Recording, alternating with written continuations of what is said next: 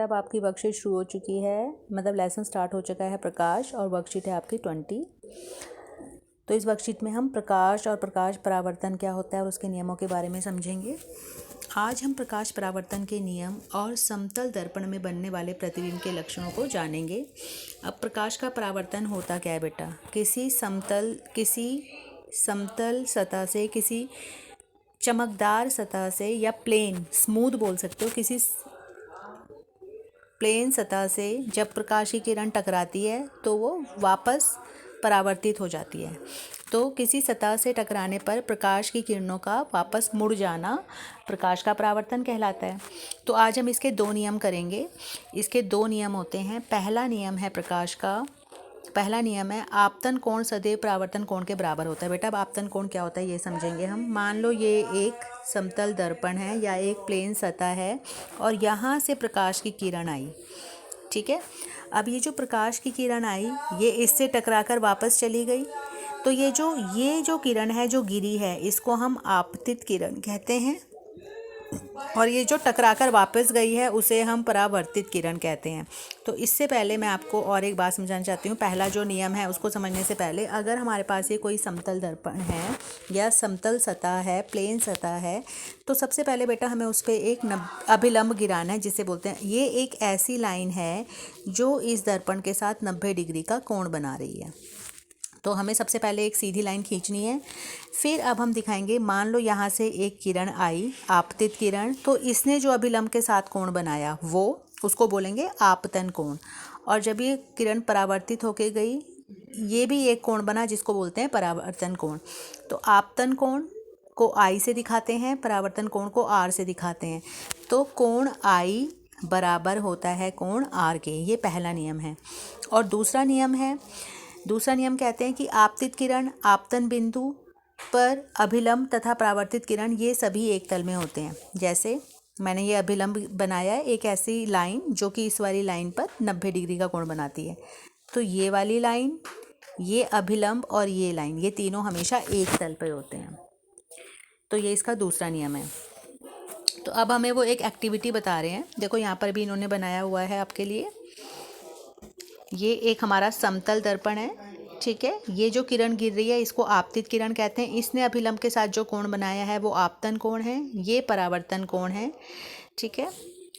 अब आगे इन्होंने हमें एक गतिविधि दी है, इसको हम समझते हैं। तो हमें इसके लिए क्या क्या चाहिए? समतल दर्पण क्या होता है बेटा? सबसे पहले तो ये देखो, समतल दर्पण होता है जिससे हम अपने घर में अपनी शक्ल देखते हैं, अपनी इमेज, अपना प्रतिबिंब देखते हैं, वो समतल दर्पण है। तो उन्होंने हमें क्या एक्टिविटी दी है कि एक समतल दर्पण लो, ठीक है। इसको बेटा पीछे से इसलिए ऐसे करते हैं, इसमें पॉलिश होती है पीछे से। अगर आपका कभी शीशा टूट जाए तो उसको पीछे से देखना, वो पीछे से उसके ऊपर कोई पॉलिश और की होगी, काले रंग की, भूरे रंग की, ठीक है। तो हम ये पॉलिश्ड है इसलिए हम इसको ऐसे दिखा रहे हैं। अब यहाँ पर मान लो हमने एक टॉर्च रखा, यहाँ मैंने एक टॉर्च रख दिया, ठीक है। अब क्या हुआ, जब हमने टॉर्च जलाया तो मान लो इस टॉर्च से किरणें निकली, ठीक है। हम कम से कम 2 किरणें लेंगे। वैसे तो टॉर्च से बहुत सारी अनगिनत किरणें निकलेंगी, पर हम अभी 2 लेते हैं।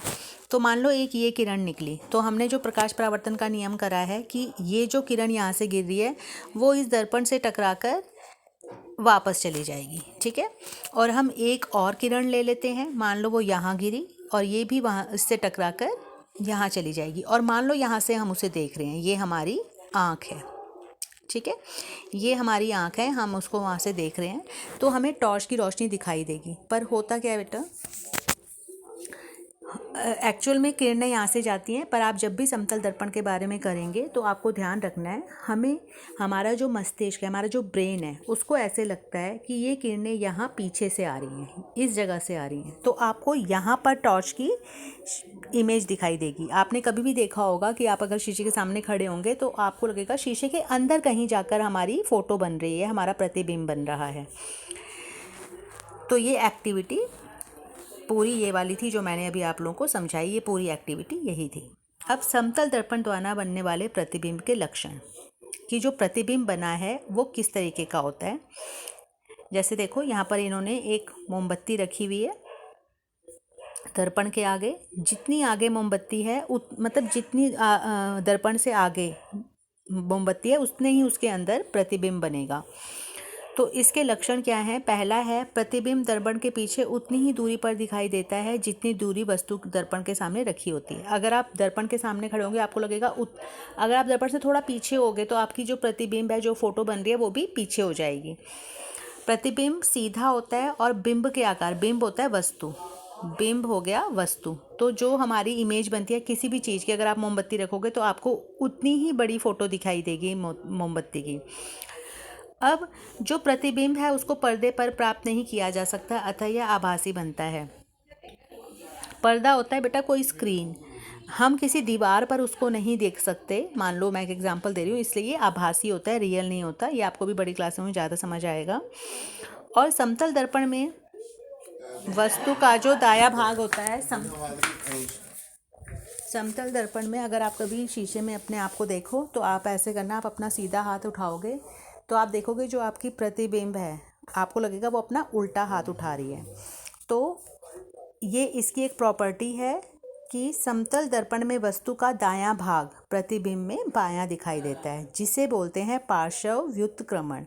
ये करके देखना, आप शीशे के आगे अपना सीधा हाथ उठाओगे आप तो आपको लगेगा जो आपकी फ़ोटो बनी है उसने अपना उल्टा हाथ उठाया हुआ है। ठीक है।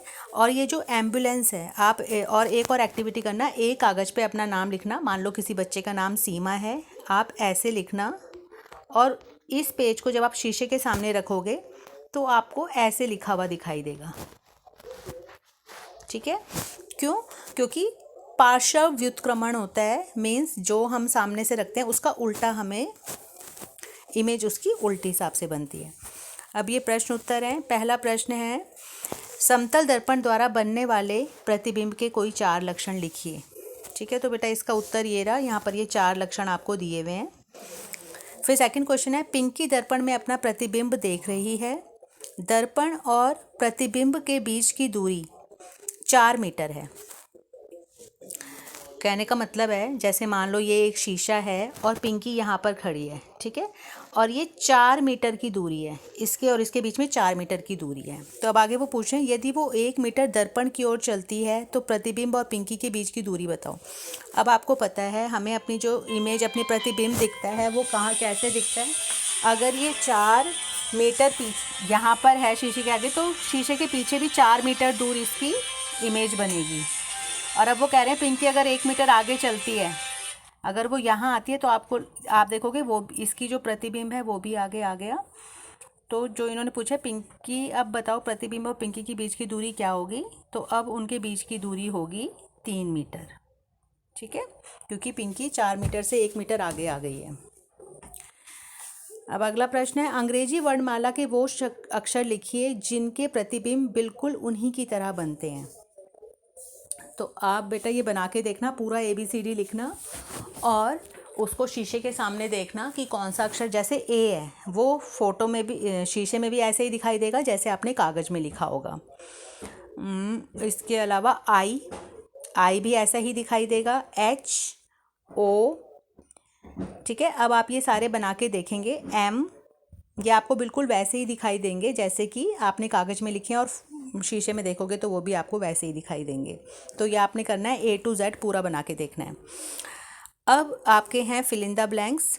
पहला है, प्रतिबिंब जिसे पर्दे पर प्राप्त नहीं किया जा सकता वह आभासी कहलाता है। ठीक है, जिसे किसी स्क्रीन पर नहीं लिया जा सकता उसे हम बोलते हैं आभासी। और समतल दर्पण में वस्तु का डैश भाग प्रतिबिंब का डैश दिखाई देता है। तो समतल दर्पण में वस्तु का सीधा भाग, या सीधा नहीं आप लिखेंगे दायां, वस्तु का जो दायां भाग होता है वह प्रतिबिंब का बायां भाग दिखाई देता है।